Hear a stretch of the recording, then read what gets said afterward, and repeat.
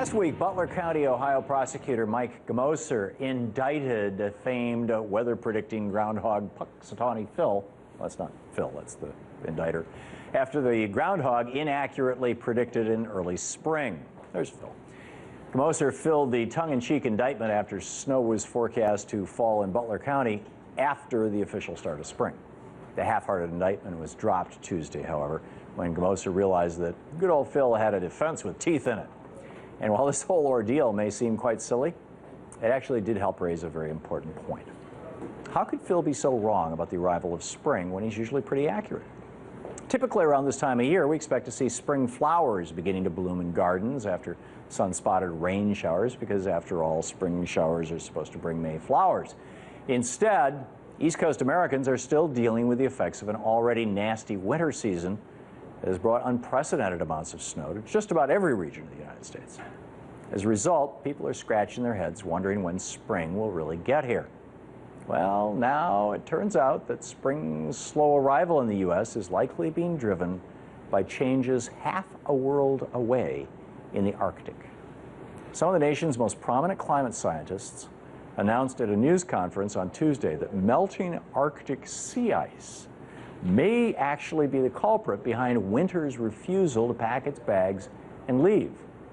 Scientists from NOAA and various university climatology departments said that melting Arctic sea ice may be weakening the planet's jet stream currents and thus causing extreme weather systems to linger in the United States.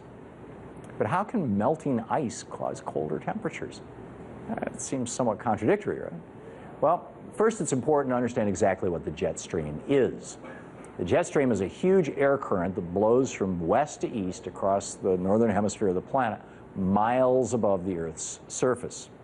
The jet stream is responsible for moving along storm systems and brings with it, and depending on the season, both colder or warmer temperatures. Normally, the jet stream moves at a relatively quick pace. That's why weather conditions and temperatures normally change fairly quickly, don't stick around in any one place for very long. For example, while a jet stream may cause cold temperatures and snow to hit Washington, D.C. for a couple days, it can also replace those conditions with warmer temperatures and sunny skies in just a matter of hours. But thanks to global warming and climate change, there's nothing normal about the way the jet stream is acting right now. As the Earth continues to warm, Arctic sea ice continues to melt.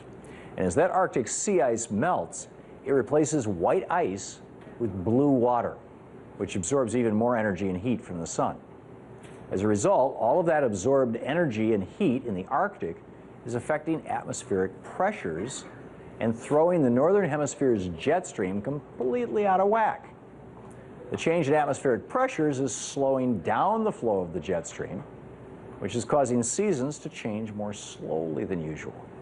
This is why the blizzards along the East Coast this winter seem to linger around and relentlessly hammer the coast with foot after foot of snow.